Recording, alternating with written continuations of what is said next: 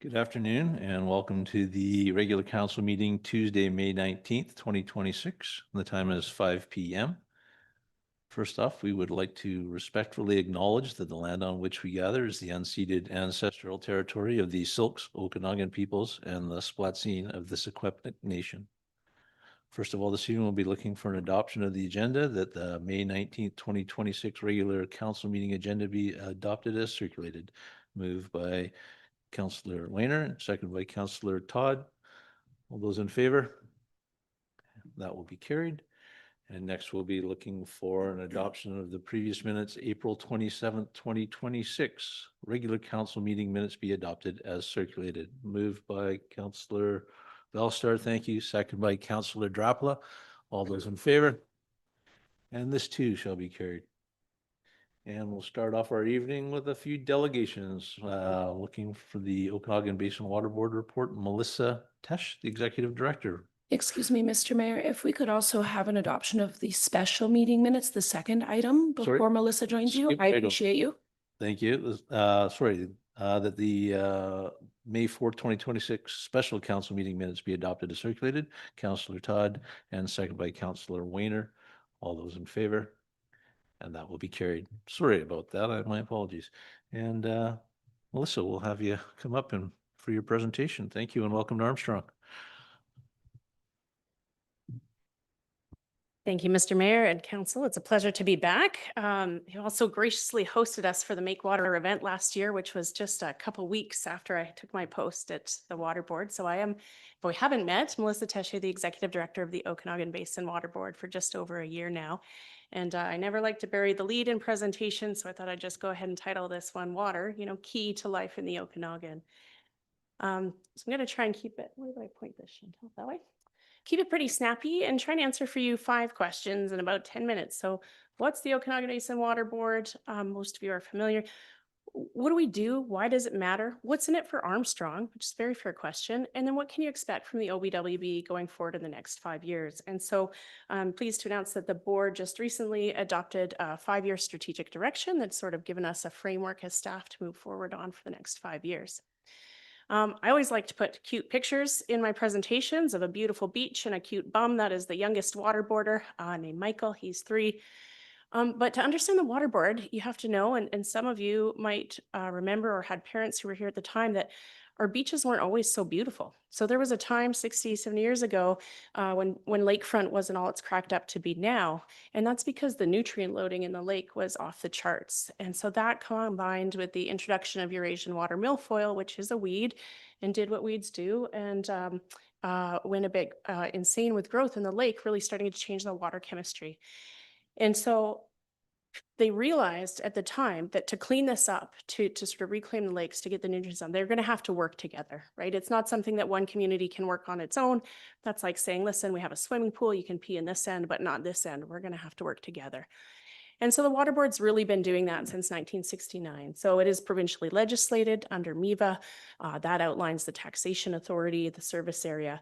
And then from there, 3 partnering regional districts were issued supplementary letters patent. And those SLPs laid out a laundry list of a mandate. And I won't go through it, but it is in here if you wanted to take a look on page 5. But ultimately at the time, they could agree on 2. And those 2 became kind of what I've told the OBWB OGs, or those original great programs that really, together with getting offering a financial incentive to try and get communities off of septic and onto sewer, especially in sensitive areas, combined with actually targeting the weeds themselves, so mowing them in the summer, and in the winter pulling up the roots and letting the fragments die in the cold water over winter, let us go from pictures like this on the left to pictures like that. So really, really effective programs. And then came 2003. So this was a bit of a scary turning point. I hadn't yet moved to the Valley, but when I talked to people who were here, some of the phrases that come up were harsh realizations that maybe we're not as protected in this valley or more vulnerable than we thought. But they also described this silver lining of it being a time that communities really started to work together again, that they really were coming together, both in the post-fire aftermath, but also starting to think about how else we might work together. And so that led to conversations about revisiting that original mandate that was on the laundry list. What other pieces should we be thinking about as a valley and working together? From that, they added some basin-wide board seats. So previously it was 3 from each regional district, 3 directors. And they added a representative from Okanagan Nation Alliance, 1 from the Water Supply Association of BC, and then a spot for the chair of the Okanagan Water Stewardship Council, which was just forming, that would become the technical advisory to the board. And they fired up the water management program. And so that's mostly what I'm here to talk about, is the water management program. And to explain what the water management program does is actually easier to start with what we don't do, and that is manage water. So it doesn't manage water, it doesn't provide drinking water or water treatment, doesn't control the dams or the lake levels, issue water licenses, allocations, water restrictions. We're not on the front lines. That's folks like yourselves, respectfully. There's a lot of people that are out there doing that work, the province, that are doing it well. So the program might have been better termed supporting water management program. So, okay, fine, Melissa, but really, what do you do? Like, how do you describe it? Like, you got to be able to condense it. And so when you really get to it, the Okanagan Basin Water Board, we're a local government organization with an advisory mandate and a focus on water projects and programs that benefit the watershed as a whole. So again, thinking about that whole of watershed. So to the why, again, won't go through it, but if you check out page 2 and 3, there's a nice current snapshot of how important water is to the valley, to all aspects of it. We need water for our families, for our food, for our fish, our firefighting, our fun. I'll stop with the F words, but water is key to the life in the Okanagan. The challenge with water, though, is that it doesn't respect jurisdictional boundaries, and there's seemingly infinite quantity and quality challenges to it, right? How do we make sure we have enough, but not too much, at the right time of the year, at the right temperature, and how do we keep it clean? And those challenges are too big and too many for any one community to tackle alone. So that brings us back to this working together. 3 top of mind challenges for us right now is this 4th year of drought that we're entering. That graph you see there, that's the cumulative precipitation that Penticton has received this year. So the top blue line would be the wettest year they've experienced in the last 30 years. The bottom brown line, the dark brown, would be the driest they've been in the last 30 years. And the little blue flat line at the bottom, that's this year. That's how little precipitation they've had. So they are in it the worst, but also stations at Kelowna and Vernon are tracking the same way. So 4th year of cumulative drought starts to add up to quite a water debt for our groundwater sources. Mussels, lots of support in the room. People are understanding how important mussel is, but if you're sort of new to it, that is an ABS pipe put in mussel-fouled water on the left. It's the same pipe 6 months later. So you can imagine the implications, the infrastructure, maintenance bills to go out and clean and keep your water infrastructure, your boats clean from something like that. And then finally, sort of a new one on our radar, not new entirely, but just a little bit becoming more concerning, is this blue-green algae prominence. So not that we've never had it, but when you get these algal blooms, some of them carry toxins, and we're starting to see them earlier, larger, but also at deeper levels. And so for communities with a lake intake water source, that's very concerning. It is toxic to animals and not good for human health either. So there's 3 sort of issues that we're working on. Okay, but what's in it for us? What's in it for Armstrong? And that's a really fair question to ask. The Water Board's board of directors are like yourselves, 9 elected officials who really keep us grounded in not doing ivory tower sort of science projects or writing reports that are going to end up on the shelf. We try and be really needs driven for our communities. And you can kind of group those activities into 3 categories. So one is advancing science, environmental monitoring, and information management. One is building capacity and partnerships in the watershed. And then one is educating, advocating, and advising on good policy. And so I'll just spend the last bit here talking about what you can expect in some of these categories and some examples.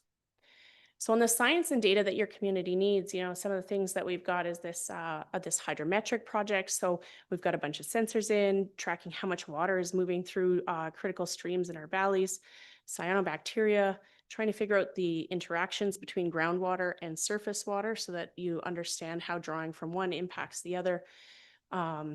A valley-wide LiDAR mapping for flood mapping that lets you take the contours of the valley and then predict what will happen when you flood. And most recently, one that we're very excited about is partnering with UBCO and a world-class DNA researcher there to combine environmental DNA technology and crime scene technology to make basically like a dust buster that you could vacuum boats with, that it would be sensitive, potentially sensitive enough to detect whether or not it's been in mussel-fouled water. So that's got a 2-year time frame. So really trying to push on these very like practical applied projects for our communities.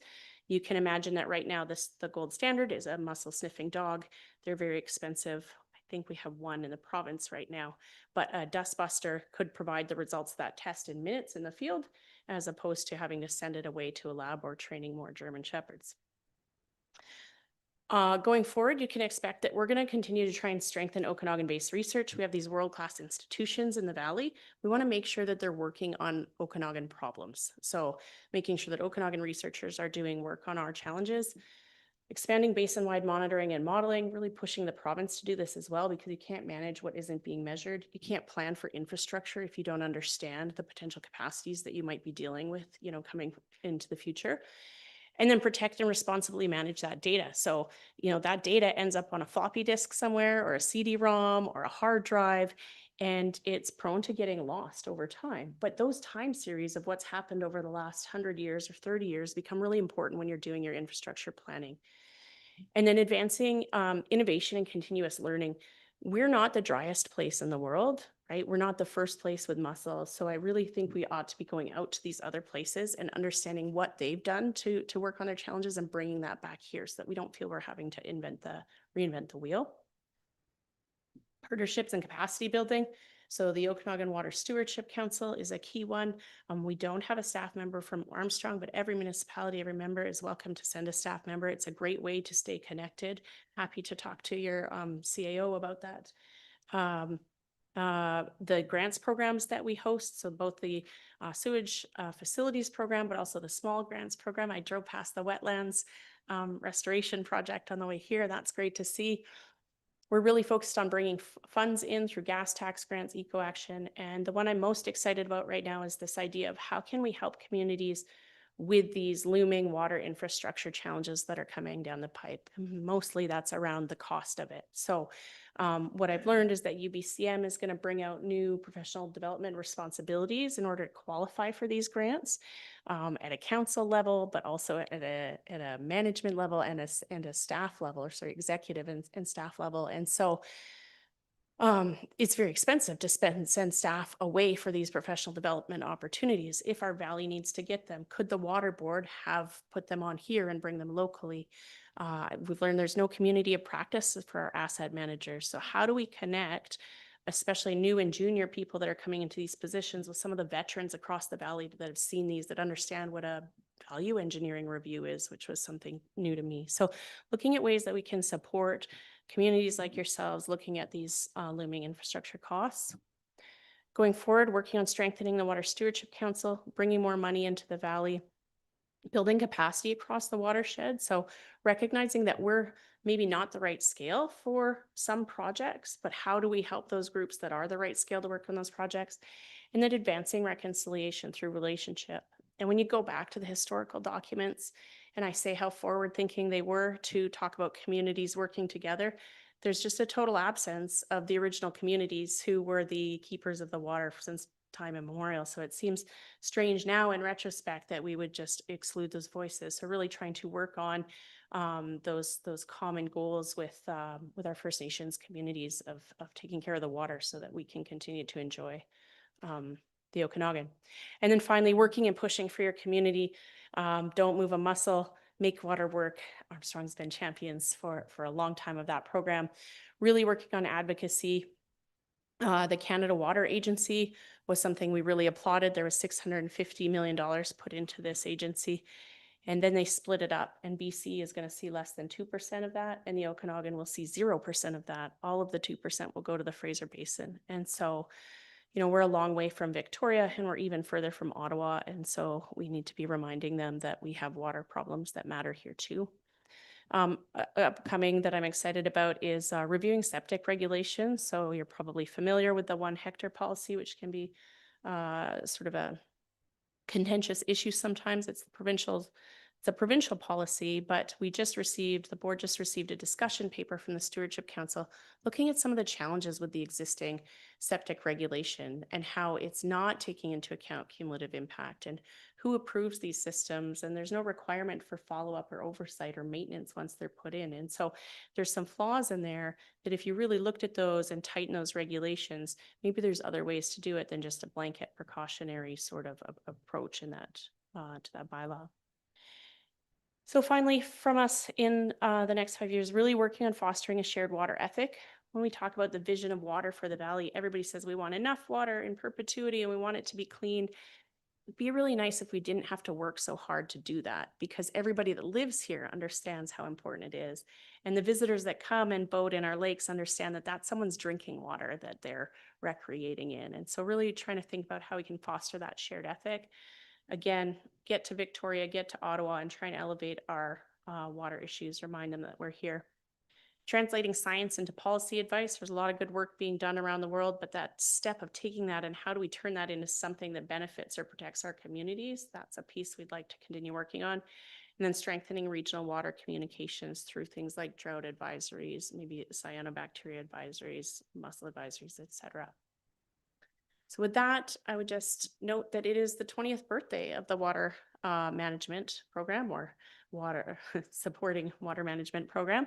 And you're all invited, because it's the water board is not a standalone organization. It's really the commitment of the members that have seen it through the last 20 years to be able to do all these things that we've done. And so invite you to put Friday, September 11th on your calendars and join us in Kelowna to celebrate 20 years of working to steward the water. And with that, Your Worship, I would say thank you. Thank you. That was a great presentation. I'll just open up to council if anybody has any questions. I'm not seeing anything, and we do have your report, but thanks for the great work you do. It's really appreciated. And it's the timing can't be better. I mean, fourth drought year in a row, and we're seeing what's happening. There's some interesting groups out there working now collaboratively and advancing these issues. So great work on your part, and I look forward to continue working. Well, thank you so much. And we'll see what happens with this year's Make Water Work champions. I hope to see Armstrong's name certainly in the running on top of the leaderboard again. Yeah, we're gonna have to come up with a surprise this year, I think. After last year's. Very. Well, thank you very much. And next up, we'll have Inspector Kennedy and Staff Sergeant Lee on our first quarter policing report.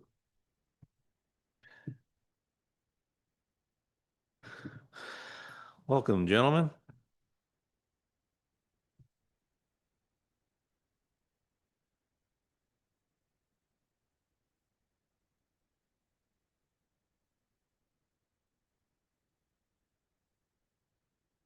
Sorry, there we go.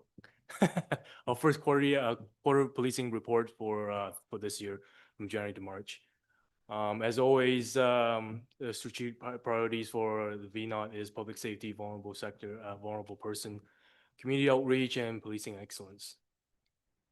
What is public safety? Target policing, prolific offender unit, repeated violent offender intervention initiative, and road safety.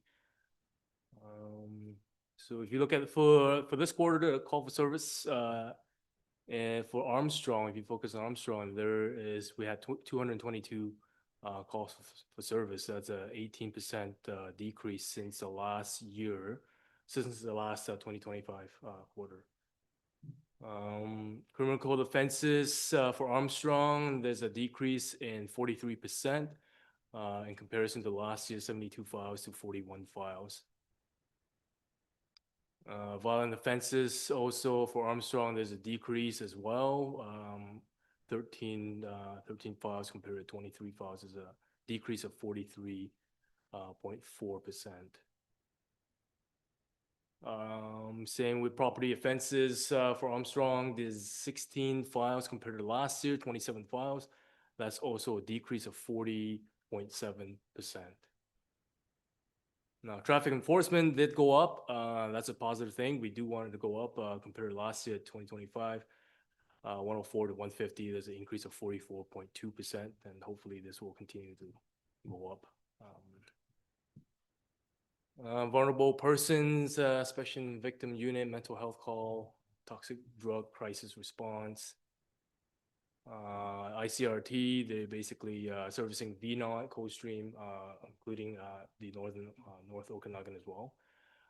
They assist frontline with investigation and usually mental health call for service. If you look at the total of mental health files of 2026 for this quarter, 354, sorry, 61. We're looking at the Northern Okanagan here. 61 files for the mental health files, and of that 61, 3 were police intervention, apprehension by us, and only 1 is by the hospital. So the rest of them are just non-actionable. They just like check welfare and files like that. So that's also a decrease of 18%. Community outreach, youth connection, community engagement, Vernon Community Safety Unit, Vernon RCMP volunteers and LNB volunteers. If you look at these are some of the photos of this quarter. If you look at the bottom there, there's a hose and guns, guns and hose and guns. Guns and hoses. Guns and hoses. Yes, yes. Yeah. If you see if you can identify the bottom right-hand corner there, the strapping lad there. I don't know who he is. If you can.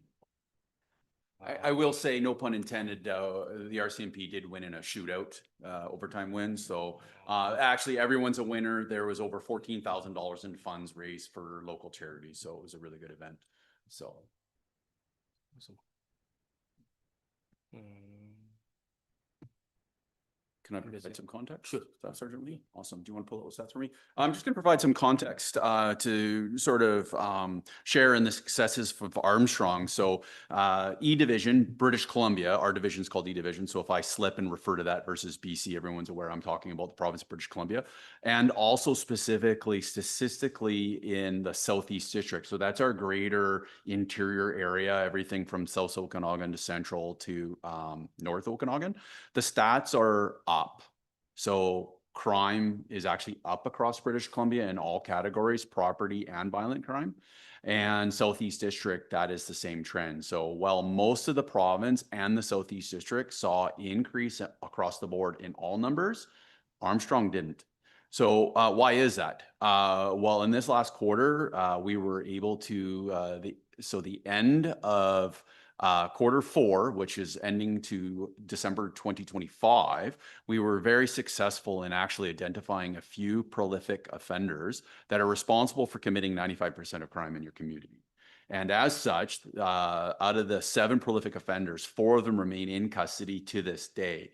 And so that reduces your overall calls. So that's a really good win. And including our REVOI, which is our repeat violent offender intervention program, we have 6 individuals who are identified. And again, 2 of those prolifics remain in custody. So anytime you take some of those, what I call stat drivers out of play, the communities win. And that's a direct result. Also, too, we've led a major initiative. Now, I will share that this happened to be in the city of Vernon, but it contributed to the success of all communities because we had a period of 3 special shifts that were dedicated to targeting drug enforcement, where we seized 12 weapons off the street, 12 firearms were off the street, 134 grams of drugs, including 87 grams of cocaine, and a total of about $1,400 was seized as crime-related property. So again, the criminals in the Vernon area criminals don't operate specifically to one jurisdiction. They're traveling. We see a lot of offenders coming from Kamloops and offending in Armstrong. One of our prolifics was a Kamloops offender who remains in custody. So that's just to provide you a little bit of context. While the rest of the province and the Southeast District, the crime was driven up in the same reporting period, Armstrong, we had some really good successes. And your traffic goes up too, which is really, really good. 133 impaireds were taken off the streets in this region, of which 100 were from the outlying areas, such as Armstrong. So just to provide you it's nice to provide some good news once in a while. So there we go. On the front of technology, I like to always introduce some new tools as well. And I believe one time that I spoke to you last fall, I was talking to you about body-worn cameras. So on the topic of mental health, the province has mandated the rollout of the Health IM tool, and that is an app that is on every police officer's phone. It helps in the assessment of whether or not an actual Section 28 mental health apprehension has to take place. It allows us to do in real-time referrals to our community support partners where the apprehension is not needed, but a follow-up with a medical professional would be beneficial. And that also includes our own integrated crisis response team. In turn, we saw in Surrey, both Ivan and I were users of the Health IM in Surrey because we were originally one of the pilot cities that went to the program. It's now provincially mandated across the region. We saw that our wait times went down at the hospital as far as seeing the doctors because the information that we capture through the app goes directly to the interior health hospitals. So that's just the latest and greatest. And there's going to be a provincial announcement this Friday for anybody that wants to check that out. It'll be at the Vernon detachment. So. Excellent. Those are fantastic numbers. I don't know if we can keep that going along that lines, but more than we expect. And it was really nice to see those traffic numbers up. It's been a large complaint, as you know, in our community, and obviously we're having some effect by making contact or more contact with people. Does anybody have any questions or comments they'd like to add? Yeah, Councillor Weiner. Just want to say I really appreciate the macro perspective, just bringing it into context for our own community. That was really helpful. Thank you. And it's great to hear. It's good to hear good news, right? So, and the traffic enforcement as well, I echo those comments. There's even just the presence of the community. I think that we see our CMP a vehicle just parked somewhere, you know, observing or working on something, it has an impact on the community. So I really appreciate those efforts as well. And then I guess I had a question about the ICRT. At one point, I think that they were trying to get an extra member or unit in place. So I was just curious if there's an update on that. Yeah, correct. I can provide an update. So we had one position that we were attempting to move to provincial funding. So we were seeking approval from the province to make one of our positions provincial, because right now they both are funded out through the city of Vernon through the integrated model.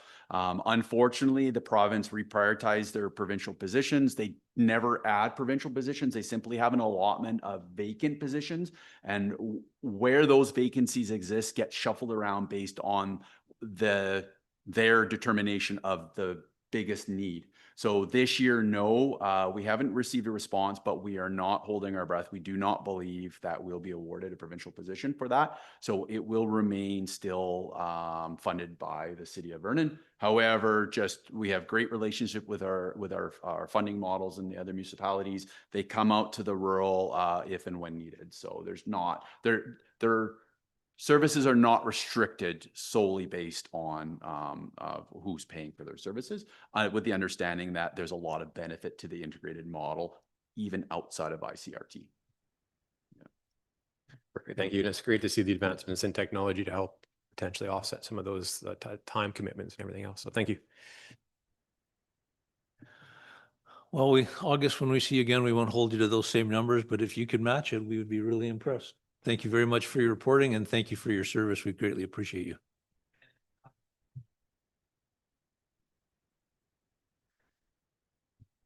Next up, under 5.1, the Kerry Next Steps report by Ms. Cordell.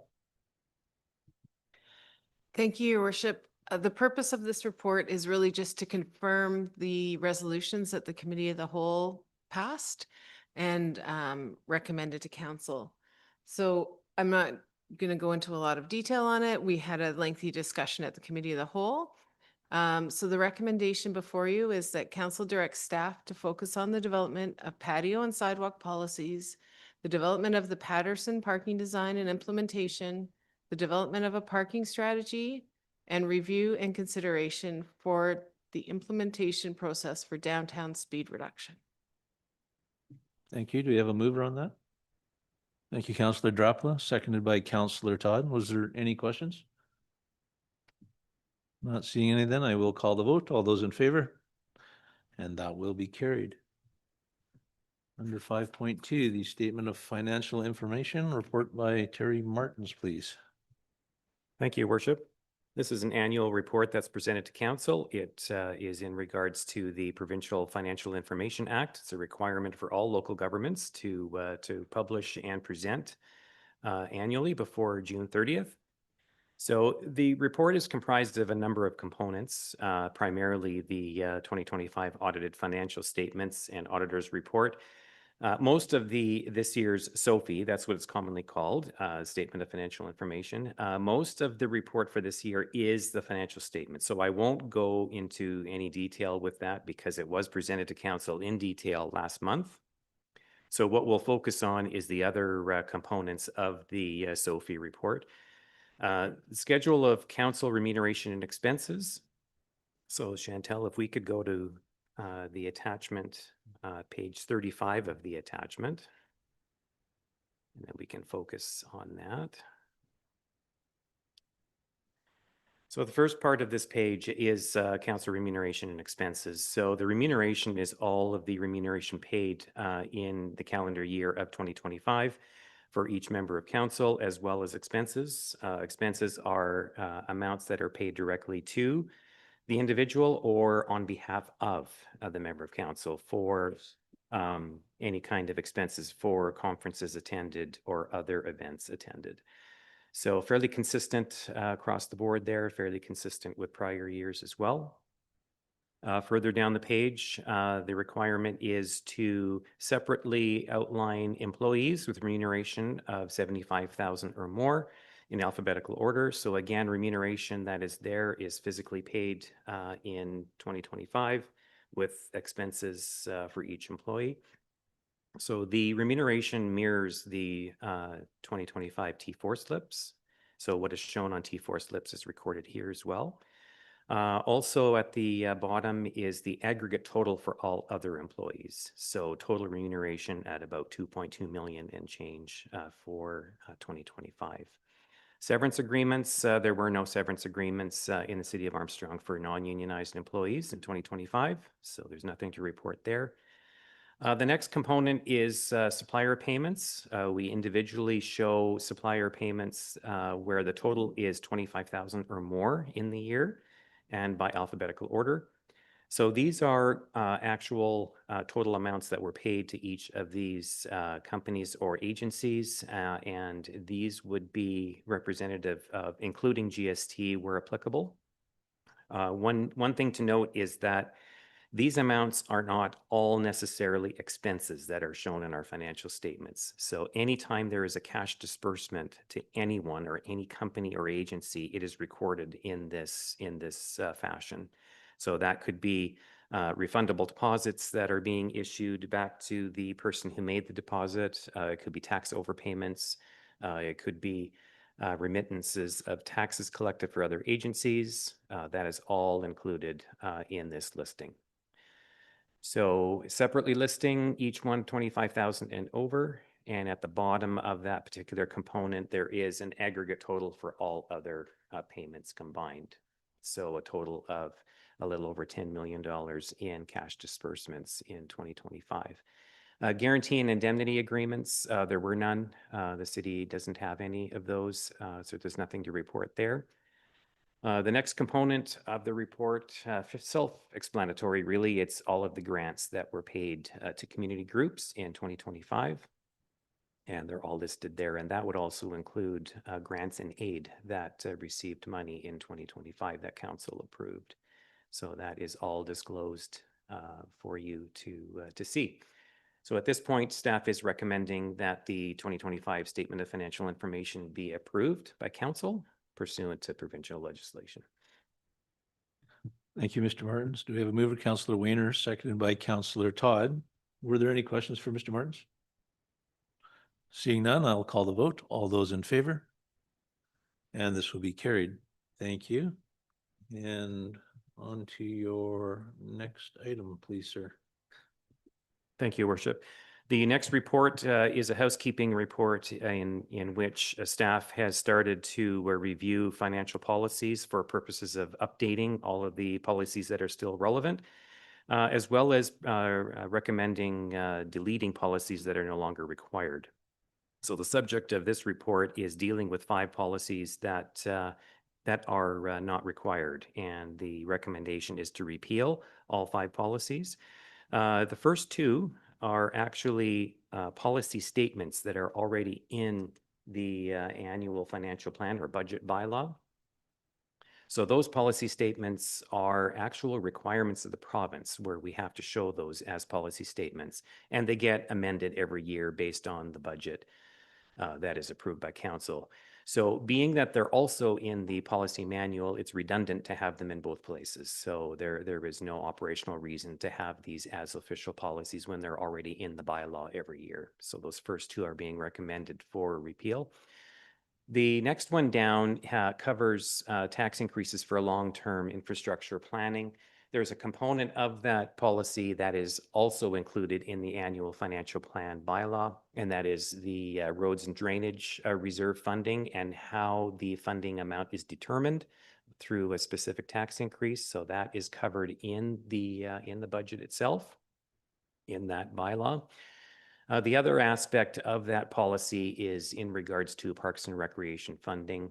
That specific policy statement staff is recommending is not necessary in a policy because it is dealt with again every year at budget time.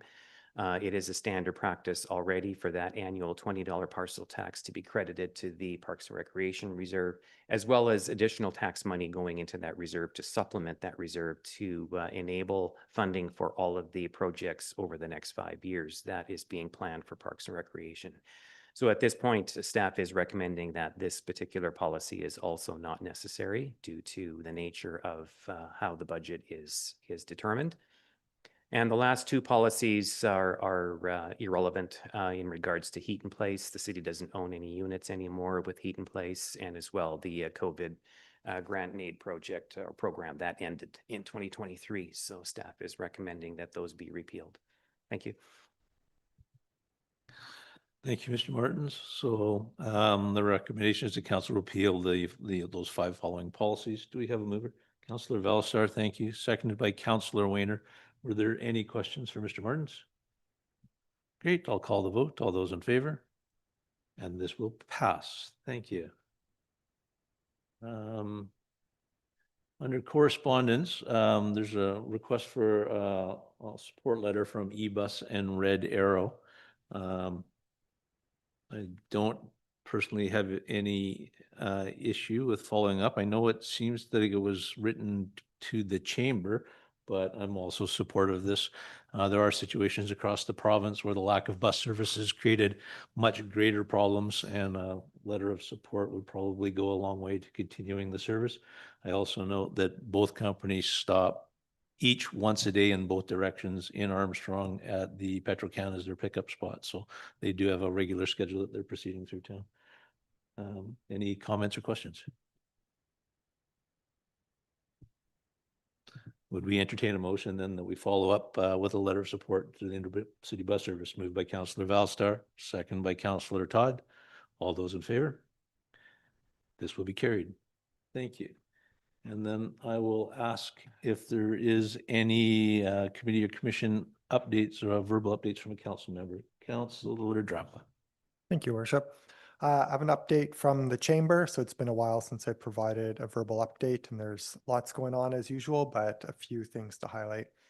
So some upcoming events from the chamber is Seniors Week is coming up June 1st to 7th. There's a Shop Local event, and Nexus BC will be at the Seniors Activity Center on June 2nd. They're going to run their So You Want to Run for Council event. So election candidate information session on June 9th. There'll be a summer solstice late night shopping event on June 20th. Music in the Park is coming up. That runs from June 26th to August 28th. And Canadian Multicultural Day on June 27th. That's a Saturday. And then Canada Day on July 1st. So there'll be more information coming out from the chamber. So typically keeping up with their social media is a good way to hear about those events. They've completed a crisis communication plan, which is a plan that allows them to inform visitors of important information for travel around the province. So it's not necessarily for local emergencies, but if there's emergencies in the surrounding area, then they can help inform visitors as to information they need to know, whether that's not traveling a specific direction or needs in a certain area of the province. They're continue with their business retention and expansion strategy, and they're preparing a presentation for council that they'll deliver this fall. And then they're also provided an economic impact summary for Still Standing that came to town. So just a quick briefing as to kind of the economic impacts that come to the community for an event like that. And then I thought it was interesting, there are some stats, visitor stats for 2025. So there were 7551 visitors to the center, up from 5818 in 2024. And just an idea of how busy they are at the visitor center. So they answered 3,452 phone calls, 2,726 emails, and 6,040 social media questions. So for such a small staff, that's a pretty big footprint that they have for highlighting our communities. And where are those visitors coming from? So 2,500 of them roughly are local, roughly 2,000 of them are from BC, 988 from Alberta, and then 2,100 that are either other or undefined in that report. So it's a busy little visitor center that we have. Thanks, Councillor Drapla. That summer solstice event, is that like an outdoor market that's been done previously? It'll look a little bit different. Same kind of idea where they're attracting residents and visitors to the downtown businesses, but it won't have that same summer market feel. It'll be more trying to highlight businesses doing things to attract people into the businesses and not necessarily a street market feel to it. Thank you. Anybody else have anything to report? Councillor Velster, I understood you might have had something to talk about. No? Am I mistaken? Okay, great. Then moving on, entertain a motion that council proceed in camera pursuant to section 91 subsection G of the community charter, litigation or potential litigation affecting the municipality. Do we have a mover? Councillor Todd, second. Councillor Drapla. All those in favor? Carried. And at this point in time, we will move to a in-camera session.